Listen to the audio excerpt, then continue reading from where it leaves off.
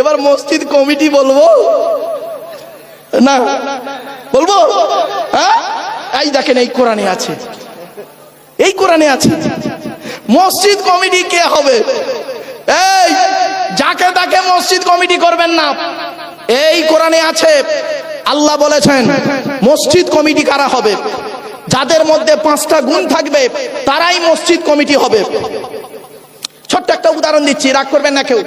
আচ্ছা বাবা, আপনাদের গ্রামে জুম্মা মসজিদ আছে? জুম্মার দিনে আপনাদের গ্রামের একজন মুসলিম 25 বছরের যুবক ছেলে, ভালো করে ভাষাটা ফলো করুন, সাদা পায়জামা পাঞ্জাবি পরে সাদা টুপি মাথায় দিয়ে ছেলেটি জুম্মার নামাজ পড়তে উঠেছে মসজিদে। খুতবার সময় প্রচুর পরিমাণ বাংলা মদ খেয়ে, কি মাল? বাংলা, ইংলিশ মাল নয়, যার প্যাকেটের দাম 30 টাকা। এখন বাংলার প্যাকেট দাম কত জানেন? 30 টাকা। আমি খাইনি বাবা, বাস্তব বলছি, তবে ইংলিশ মাল খেলে নাকি বডি বাড়ে।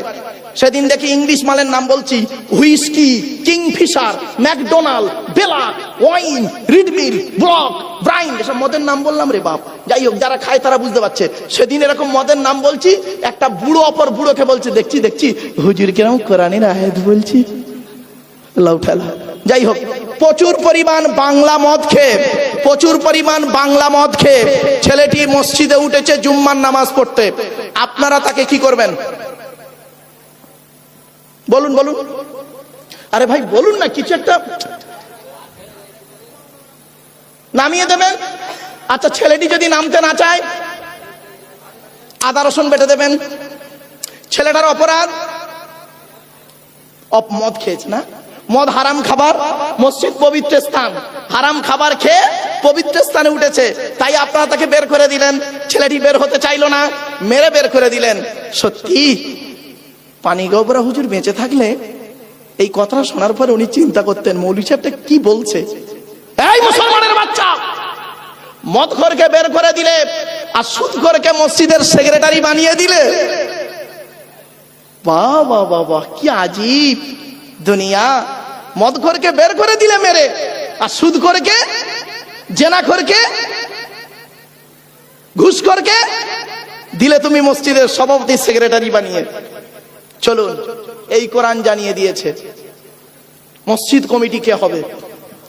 ইন্নামা ইয়া'মুরু মাসাজিদাল্লাহি মান আমানা বিল্লাহি ওয়াল ইয়াউমিল আখিরি ওয়া আকামাস সালাতা ওয়া আতাজ যাকাত ওয়া লাম ইয়াখশা ইল্লাল্লাহ ফাআসা উলাইকা আইয়াকুনু মিনাল মুহতাদিন। 10 নম্বর পারার 8 নম্বর পৃষ্ঠার 9 নম্বর লাইনে সূরার নাম সূরা তাওবার 18 নম্বর আয়াতে। এর বাংলা মানেটা বলছি, শুনে নিন। আল্লাহ বলছেন আমার ঘরের দায়িত্ব তারাই নেবে যাদের মধ্যে 5টা গুণ থাকবে। 1 নাম্বার হলো যে ব্যক্তি 100% আল্লাহকে বিশ্বাস করবে। 2 নাম্বার হলো ওই ব্যক্তি কিয়ামতকে 100% বিশ্বাস করতে হবে। 3 নাম্বার হলো ওয়াকামাস সালাত, যে ব্যক্তি 5 ওয়াক্ত নামাজ আদায় করবে। ও বাবা, কত মসজিদের কমিটি আছে 5 ওয়াক্ত নামাজ পড়ে না। 4 নাম্বার হলো ওয়াতাজ যাকাত, যাকাত আদায় করবে। বাবা, কত মসজিদের ক্যাশিয়ার আছে দেখবেন হিসাব চাইলে খালি পালাচ্ছে, তার মানে মাল ঘাপলা। রাগ করবেন না বাবা। কত মাদ্রাসা মসজিদের নামে বাবা, কত দাড়িওয়ালা টুপিওয়ালা মোল্লা মলি সাহেব পীর সাহেব বাবা, কত মাদ্রাসা মসজিদের নামে চাঁদা তুলে নিজে পেটে খেয়ে নিচ্ছে, গাড়ি বাড়ি বিল্ডিং করে নিচ্ছে। রাগ করো না বাপ, এই কোরআনে আল্লাহ বলেছেন ইন্নাল্লাযীনা ইয়াকুলুনা আমওয়ালাল ইয়াতামা যুলমান ইন্নামা ইয়াকুলুনা ফি বুতুনিহিম নারা ওয়া সায়াসলাউনা সাঈরা।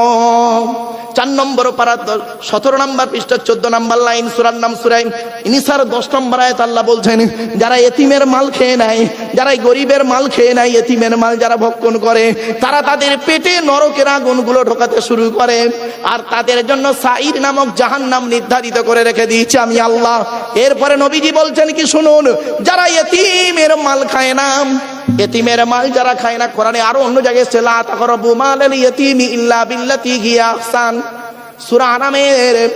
সূরা আনআমের 152 নম্বর আয়াত আল্লাহ বলে দিলেন, আল্লাহ বলছেন খবরদার এতিমের মাল খাওয়া তো দূরের কথা, এতিমের মালের ধারে পাড়েও যেও না। আর আমার নবী কি বলছেন শুনুন, এতিমকে ভালোবাসবেন, এতিমের পিছনে পয়সা ব্যয় করবেন।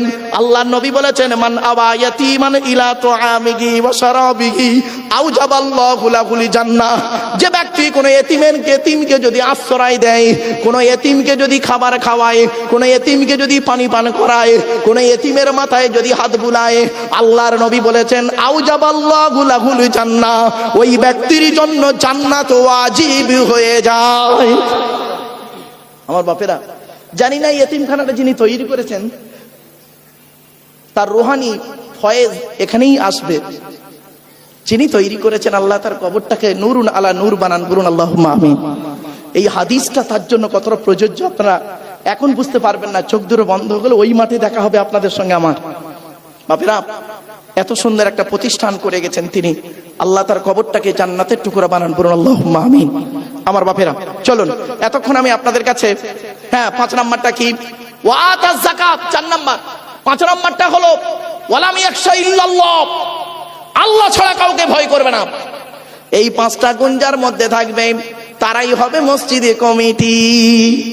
বাবা, এই 5টা গুণ যদি আপনার মধ্যে না থাকে, খবরদার মসজিদ কমিটিতে নাম লেখাবেন না।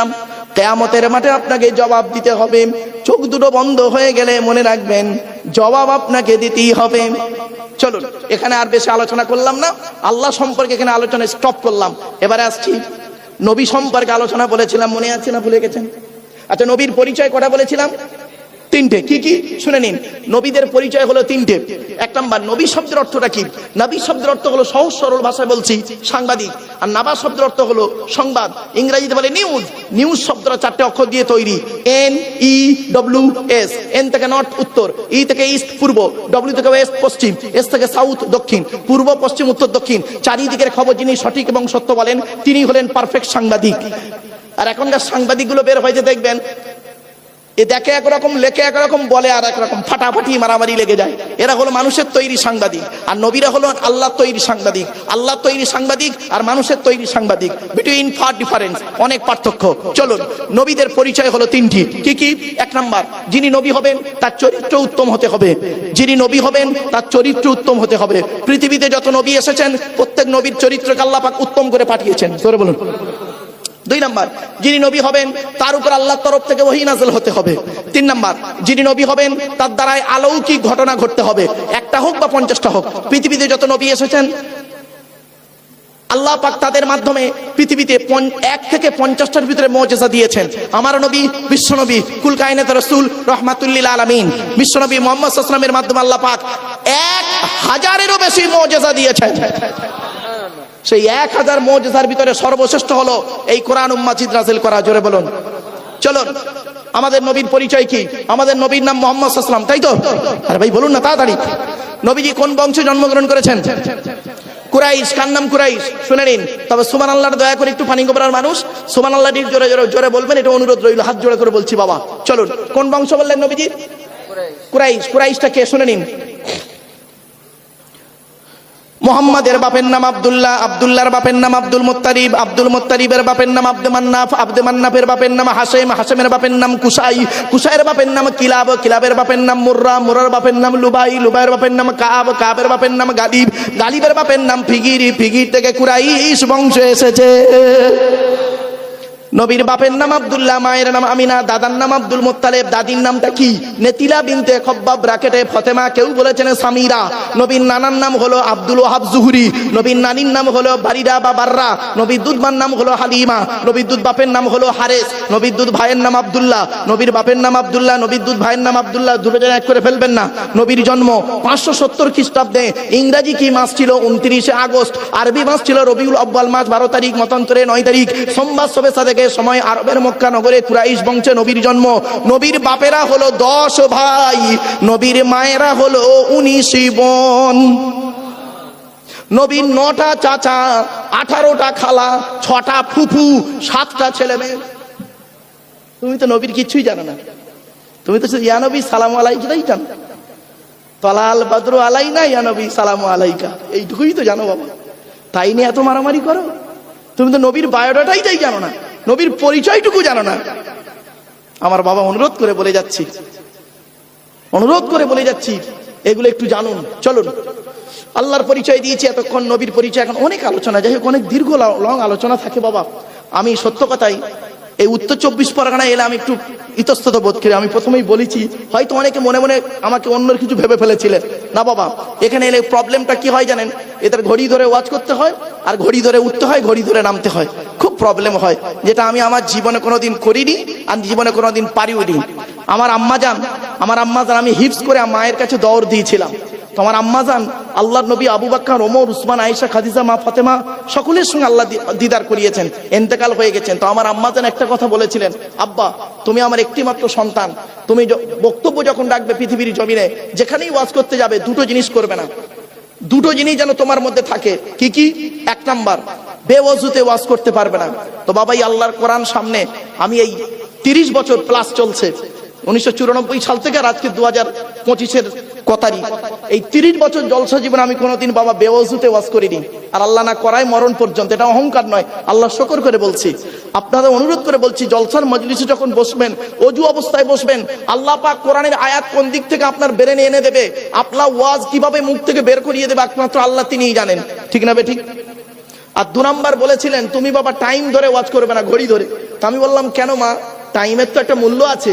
বলছে, বাবা ওটা দুনিয়ার ক্ষেত্রে, আল্লাহর সঙ্গে নয়। বললাম কেন? বলছে, আচ্ছা বাবা, তোমাকে যদি বলি জোহরের নামাজ তুমি পড়াও 10 মিনিটে, বেশি নয়, সুন্নত তরিকায় নামাজটা পড়াবে, সুন্নত তরিকায় 10 মিনিটে 4 রাকাত নামাজ পড়াও।